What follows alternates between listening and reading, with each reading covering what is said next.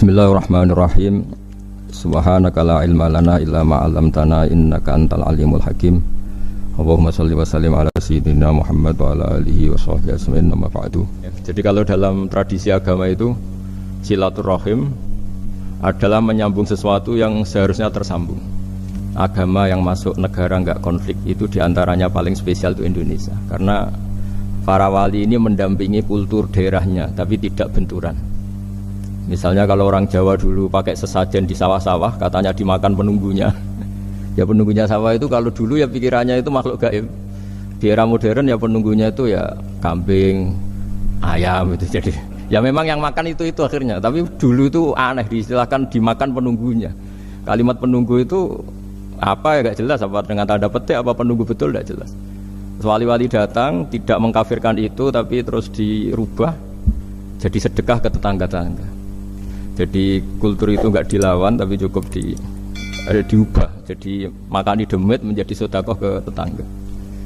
Nah, cerita kurban juga seperti itu. Dulu tokoh-tokoh Quraisy, penunggu Ka'bah, itu dulu sudah ndak tauhid, sudah musyrik kalau dalam bahasa agama. Itu di mana-mana termasuk kebutuhan pokok manusia itu kalau kumpul-kumpul itu makan-makan. Itu mulai dulu. Terus korbannya itu ya pasti perempuan mulai dulu. Jadi hanya bagian masak, boleh makan nanti ngenteni luwian itu, ngenteni bekas-bekasnya.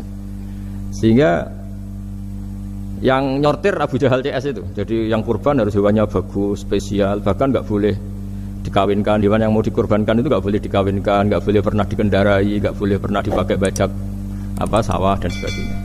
Semuanya serba spesial. Nanti dikorbankan di Ka'bah, yang dijual Ka'bah.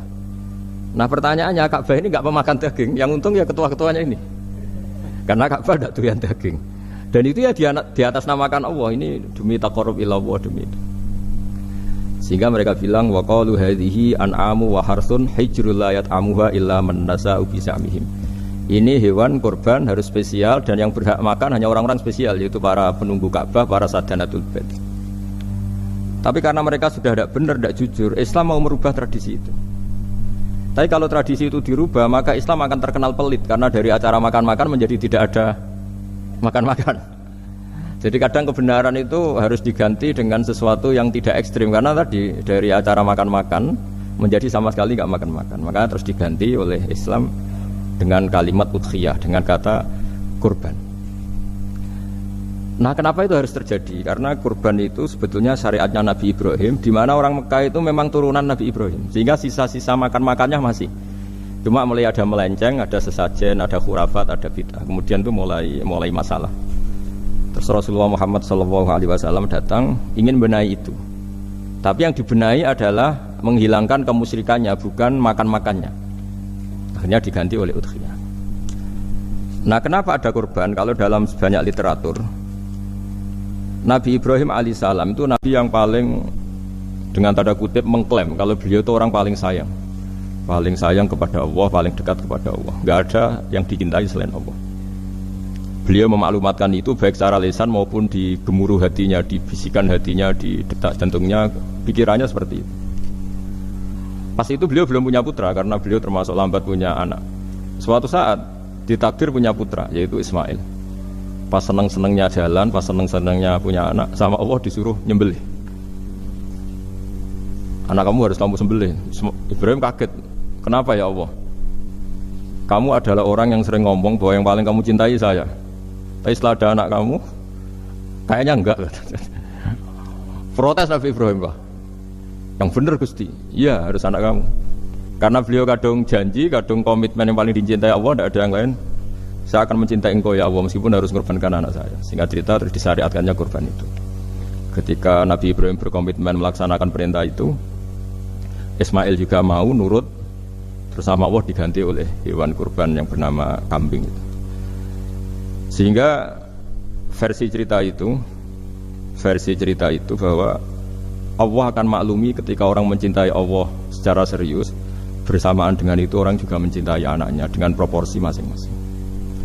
Itu di khazanah-khazanah yang saya baca. Versi kedua, tapi ini nanti nggak perlu dipertanyakan, itu versi yang paling baik, yang paling benar gimana? Yang tanya juga bid'ah, yang jawab juga bid'ah nanti. Karena itu wilayah yang kadung terjadi. Jadi kalau dalam ilmu hadis itu, kalau kadung terjadi, mau kamu unggulkan yang mana, tetap saja yang terjadi hanya satu, mau kelewat. Beda dengan istihad solusi. Karena mau terjadi ya kita uji coba. Kalau nggak cocok yang A ya cocok alternatif B, alternatif C. Kalau sudah kelewat, mau gimana? Kalau salah ya salah aja kan. Versi kedua begini. Semoga versi kedua ini yang benar. Kalau ini benar, keren. Nabi Ibrahim itu memaklumatkan diri. Kalau dalam bahasa Arab itu iddia itu mengklaim bahwa dia adalah orang yang paling sayang terhadap makhluk Allah, semua hamba Allah. Terus beliau diterbangkan ke langit. Diterbangkan ke langit, ke alam malakut. Ya tidak usah ditanyakan cara terbang gimana, nanti ribet nanti itu. Setelah diterbangkan di langit, wa kadzalika nuri Ibrahim malakutas samawati wal ardh, diperkenalkan alam langit, terus dipertontonkan. Itu ada sekian hamba Allah yang nyabu, yang ngefly, yang dugem, pokoknya yang maksiat-maksiat itu.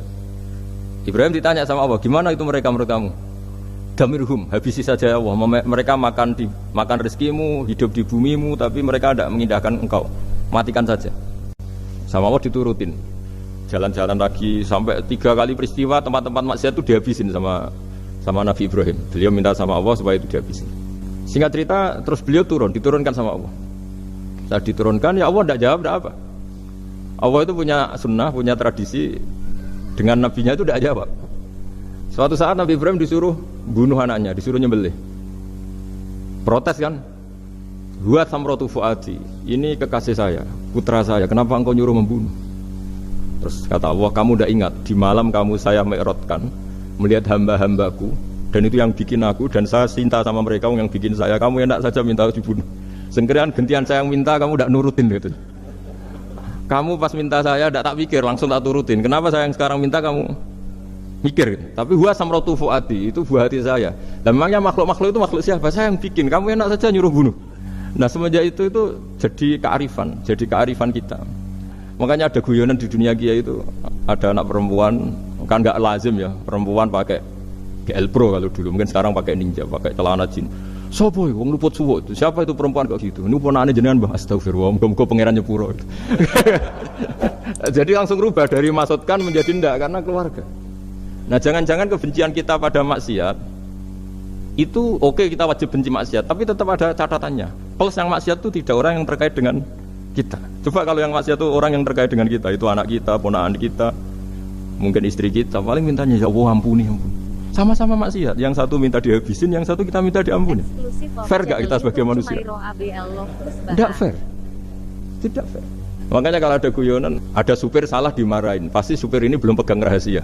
Tapi kalau sudah pegang kartu, si majikannya punya apalah gitu, simpanan gitu, wah ini pegang, berani marah gak tuh? Jadi itu guyonan kiai. Makanya jadi manusia itu gak pernah adil sebenarnya. Makanya Allah pernah mensifati manusia itu wa kanal insanu zaluman jahula. Manusia itu sangat zalim dan sangat bodoh. Kalau misalnya jenengan tanya, orang soleh pun itu gimana? Orang soleh asal manusia tidak nabi, itu ya mesti ada zalimnya. Makanya kalau dalam kitab Hikam diterangkan, kitab Hikam itu kitab yang olah manusia. Itu menyebut begini, manusia itu siapa? Dijawab, manusia itu mangkanat mahasinuhu masawiyah. Orang yang ketika baik saja salah, apalagi ketika salah. Kita misalnya punya toko laris itu, doanya mustajab laris, pembelinya banyak, kualitasnya bagus. Pasti ada toko sekeliling yang megap-megap karena orang sekarang ke kamu kan itu. Sehingga orang supaya terus merasa salah, Rabbana dzalamna anfusana, meskipun kita sedang benar pun. Saya termasuk kiai yang kalau ngelepas haji, mungkin yang haji itu mangkel. Karena saya tidak pernah muji-muji haji, meskipun saya melepas orang haji. Umumnya kiai kalau ada orang haji kan dilepas haji mabrur, tidak ada lain balasan kecuali surga. Saya itu karena pernah kecil, pernah dengerin masyarakat. Itu ngenes ketika si kiai pidato tadi ternyata ngenes. Ngenesnya seakan-akan surga itu hanya milik yang haji. Anak koyo kula sepundi Gus wong kula ora kelar haji. Semenjak itu setelah saya jadi kiai ya dendam juga. Akhirnya setelah saya jadi kiai kalau ngaji orang yang haji mabrur balasannya surga, orang yang fakir sabar juga surga, orang yang sering dimarahin istri juga surga. Kata pokoknya surga terus. Sampai yang mau haji itu Gus gimana kok bahas kita kok sama dengan mereka? Ya karena saya ada ulama pesanan kata gitu. Jadi artinya gini, ketika Anda muji ibadah haji jangan kira yang ngenes tidak banyak, yang ngeluh juga banyak karena mereka ada takdir gak mampu haji. Itu hebatnya Islam. Islam juga datang dengan solusi-solusi. Misalnya Jumatan itu hajinya orang miskin. Orang yang ingat Allah mulai subuh sampai matahari terbit juga sama dengan umroh. Jadi karena tidak semua orang itu mampu haji. Jadi itu Islam. Nabi Ibrahim diperingatkan Allah bahwa tidak seperti itu cara mengelola hambaku. Nah, Islam ini kata Allah anit tabi' millata Ibrahim hanifa. Referensinya Islam, mentornya Islam itu Nabi Ibrahim. Sehingga kita alhamdulillah punya sejarah Wali Songo. Saya punya orang tua Kiai Nur Salim itu sayang sekali sama umat, Mbah Mun juga gitu. Karena memang agama ini itu kalau masalah kebenaran itu serius, tapi di balik kebenaran ini yang perlu dicatat oleh semua yang mencintai agama ini bahwa Allah itu tidak butuh taat kita. Dan Allah tidak akan gagal sebagai Tuhan karena maksiat kita. La tanfa'uhu ta'atuhum wa la tadurruhu maksiatuhum. Allah tidak akan ngefek ketika semua orang taat ya enggak ngefek, semua orang maksiat juga enggak ngefek. Karena Allah ini zat yang punya eksistensi sejati, sehingga hubungan kita dengan Allah itu enggak ngefek ke Allah, tapi ke kita sendiri. Sehingga mereka lebih rileks karena enggak merasa harus mati-matian bela Allah. Allah tetap Al-Qayyum, zat yang bisa berdiri sendiri. Sehingga di kitab-kitab itu ada bab namanya Mizahun Nabi, guyonan-guyonan Nabi. Itu ada babnya sampai di kitab Ihya. Masyhur itu suatu saat ada orang sepuh sowan ke Nabi karena sudah sepuh. Beliau pamit kira-kira jam segini pamit ya Rasulullah saya mau pulang karena nanti kemalaman. Karena beliau jalan kaki yang orang sepuh. Kata Nabi, "Dah tenang saja di sini, nanti pulang kamu udah jalan kaki. La ahmilan naki alab naqah. Nanti kamu tak naikkan anaknya unta." Pikirannya orang sepuh tadi namanya anak unta itu ya kecil. Wa ma fa'altu bibni naqah. Apa yang bisa saya lakukan dengan anak unta? Sudah, tenang saja. Setelah beliau ngaji lama, ya dikasih unta tua itu. Silakan kamu bawa unta saya ini. Ini kan unta tua, ada anak unta. Ya meskipun tua ya anaknya unta. Jadi agama itu rileks. Nabi Ibrahim itu pernah minta supaya nyawanya itu diperpanjang karena beliau ya, umumnya orang itu kan ingin nyawa panjang, ingin umurnya panjang. Allah tidak jawab enggak apa. Suatu saat ada tamu, orangnya itu sepuh sekali. Nabi Ibrahim karena orang yang sangat menghormati tamu dikasih kurma apa itu anggur. Itu setiap dimakan dikunyah meler lagi keluar. Karena sudah sepuh, enggak ada giginya, dikunyah keluar lagi. Itu jawabnya Nabi Ibrahim, ya Allah, masuk lagi ke kamar, sholat lagi, mengcancel doa panjang umur. Katanya Ibrahim, oh jenengan jawab toh gitu. Artinya kalau ingin tua sekali ya nasib kamu kayak itu gitu. Jadi karena beliau tahu itu jawaban terus masuk kamar, oh jawab tuh Gusti jenengan, terus membatalkan doanya. Itu Nabi Ibrahim. Kalau orang sekarang enggak, ndonga ngarani, ya tua ya tetap sehat. Karena doa itu kalau enggak diperjelas itu ya repot. Ini cerita supaya kita berislam itu ceria. Saya Mbah Mun itu meskipun kiai top, senengannya nggih guyon bapak saya. Tapi guyon itu ada yang wajib. Saya dulu itu janggal. Nuduh zina itu dosanya besar sekali. Saya ulang lagi, nuduh orang lain zina itu dosanya besar sekali. Disebut bab qadzaf. Saya pernah menjumpai 3 kiai besar dua, 3 kiai besar. Kiai top semua. Di majelis itu ada gosip bahwa si A itu punya selingkuhan sama Sri misalnya atau siapalah. Kalau di Arab itu senengannya pakai Salma. Laila Majnun Salma. Kalau di Jawa itu kasihan kurbannya itu. Ya, tapi itu contoh saja. Itu si Kiai 3 tadi gak ngefek, malah tanya gini, loh apa perempuannya cantik? Wah cantik sekali Mbah. Cantiknya sampai kayak apa? Malah bicara cantiknya perempuan. Saya itu ya pertama Islam. Ini Kiai kok bakas orang apa? Cantik. Orang ayu ya. Setelah majelis itu bubar, yang penggosip tadi ya yang gosip ini gak Kiai, yang pembisiknya ada Kiai, yang gosip ini gak Kiai. Cuma Kiai 3 ini posisi mendengar. Tapi malah tanya cantiknya tadi. Singkat cerita setelah orang itu pulang bilang gini, Gus, itu kalau saya bilang iya dengan gosip itu, saya ikut qadzaf, saya ikut menuduh orang lain zina. Itu dosa besar. Selain itu saya kiai, kalau saya bilang iya dianggap membenarkan. Maka untuk mengalihkan enggak bicara nuduh, jadi guyon tadi. Jadi guyonnya itu karena kalau kita tadi bilang iya artinya mengiyakan. Dan itu artinya qadzaf, punya dosa besar karena nuduh orang lain zina. Diperparah dia kayak besar kan orang menjadi percaya karena yang ngomong bukan penggosip lagi tapi ya maka dialihkan tadi loh ayo nucung sampai segitunya kearifan sehingga dulu ketika Ma'is itu seorang sahabat yang pernah salah besar itu Nabi ketika beliau ada gosip salah gitu ya Nabi masih jangan-jangan kamu hanya mimpi cung, jangan-jangan kamu hanya megang tapi tidak sampai zina. Sampai terakhir Nabi tanya, Afi aplikasi, jangan-jangan otak kamu sudah agak error. Saking tidak inginnya Nabi mempercayai hal-hal seperti itu. Nah problem kita di zaman sekarang justru kadang nyari-nyari supaya tahu buktinya. Yang dulu para orang soleh menghindari bukti itu supaya enggak suudzon. Sekarang orang mencari-cari bukti. Padahal itu dilarang, wala tajassasu, orang nggak boleh mencari-cari kesalahan orang lain. Nah itu kearifan-kearifan yang saya dapatkan dari Bapak, dari Mbah Mun, dari Pak Zaini, dari Pak Gores. Mereka orang-orang yang luar biasa, menghindari ngomong penting. Sekarang itu orang banyak yang sering ngomong penting. Sebenarnya itu malah salah, karena kalau ngomong penting itu vonis terhadap orang lain. Tapi kalau kamu rileks, tidak. Nabi dulu itu rileks sekali. Ketika beliau ngaji gini, terus ada pemuda lewat bawa cangkul mengabaikan pengajian Rasulullah. Banyak sahabat bilang, celaka orang itu, ada Nabi ngaji kok tidak ikut. Jawabannya Nabi unik. Jangan-jangan dia punya keluarga yang harus kerja, dan kalau harus kerja untuk nafkah keluarganya itu juga ibadah. Itu ya sunnah saya. Jadi Nabi rileks saja, tidak tersinggung, tidak. Nah, kenapa kita butuh rileks? Karena kebenaran sekali dipaksakan itu jadinya benturan. Dan itu wali-wali Songo itu dulu sudah berpikir seperti itu. Sehingga Pak Zaini yang sering ngendikan sama saya, kita ini bisanya mengikuti Mas Bah, kalau manggil saya Mas, tidak bisa benturan.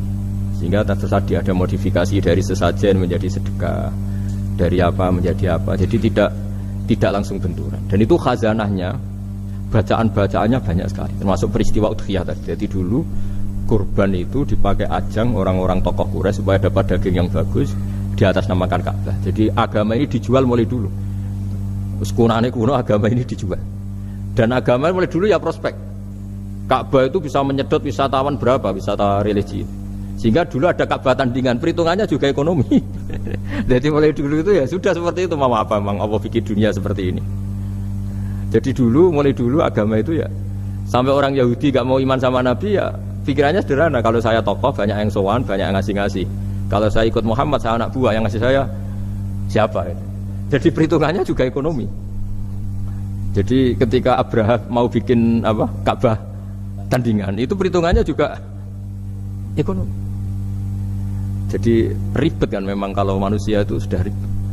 Tapi Islam ini datang bukan untuk itu, tapi memaklumi itu. Itu hebatnya Nabi Ibrahim. Ketika beliau berdoa, ya Allah, keluarga kami saya tempatkan di Mekah.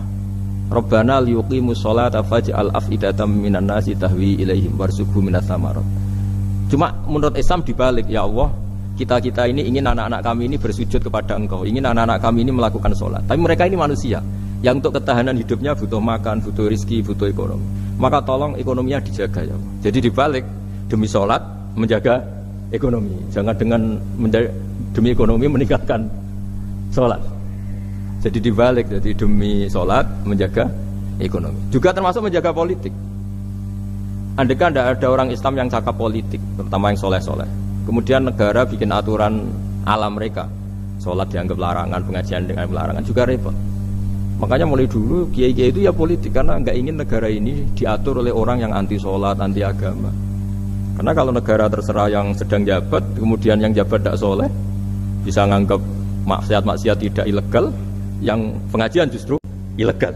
Nah, di sini kenapa banyak orang-orang soleh dulu ya rata-rata ya berpolitik mulai sebelum kemerdekaan sampai setelah kemerdekaan. Jadi itu ada filosofinya. Nah, bahwa ada oknum-oknum yang tidak seperti itu ya monggo, itu oknum. Tapi sebetulnya awal-awalnya kenapa banyak orang soleh yang politik, karena nggak ingin negara ini dipimpin oleh orang-orang yang anti agama, anti kebaikan. Sehingga berkahnya apa? Berkahnya negara ini berkonstitusi secara Islami. Meskipun tidak negara Islam, tapi tadi hak asasi manusia terjaga, hak belajar, hak beragama, hak ibadah. Coba bayangkan kalau kita jadi korut, Korea Utara kan pusing. Itu uniknya, lagi-lagi ini cerita uniknya. Itu mulai dulu itu tidak ada benturan. Ketika ada Masumi, ada Partai NU, ada macam-macam. Muhammadiyah datang di Jogja itu Mbah Ahmad Dahlan itu teman dekatnya Mbah Hasyim. Saya tahu banyak tentang, namanya dulu Darwis. Itu dulu ngajinya sama pernah buyut-buyut Qiyami di sini. Dulu ngaji Mbah Soleh Darat, Mbah Ahmad Dahlan sama siapa itu Mbah Hasyim. Ketika di Mekah yang Mbah Ahmad Dahlan ngaji Syekh Khotib Minangkabau itu ya sama Mbah Hasyim. Nah kebetulan Mbah Ahmad Dahlan hidup di Jogja yang zaman itu sudah khurafatnya kayak apa, karena ada sistem agama yang sangat, menurut beliau sangat jauh dari Islam yang murni. Terus beliau revolusinya seperti itu. Yang Mbah Hasyim nempat di Jombang. Nah itu kan murni ilmu sosial, murni muqtadul khal. Terus beliau punya metode yang berbeda, tapi nggak masalah, mulai dulu nggak masalah. Kemudian jadi kalau yang kadang-kadang memasalahkan tuh ya memang yang nggak tahu masalah. Sebenarnya dulu itu ya biasa aja karena ya itu urusan metode, urusan. Saya teruskan masalah ukhiyah. Jadi yang diceritakan Nabi Ibrahim tadi bahwa benci seseorang kita atas namakan maksiat itu tidak segampang itu. Karena jangan-jangan kebetulan yang maksiat itu keluarga kita. Apakah kita punya kebencian yang sama saat yang maksiat itu keluarga kita, atasan kita, teman kita? Ya kayak tadi. Kalau saya corong jodi belenjani janji, ada orang janji sama saya nggak tepat waktu, saya bisa marah itu pasti sebabnya jelas. Itu bawaan saya nggak berjasa sama saya. Kalau kata dokter Geli nggak cantik ya. Intinya Nabi Ibrahim itu coba kalau yang maksiat itu anak kamu berharap saya ngasih tobat kan, bukan langsung tak habisin kan. Intinya Allah ingin bilang ke Nabi Ibrahim, andai kan yang maksiat itu anak kamu, ingin saya menghabisi apa tak kasih tobat? Ya kasih tobat ya.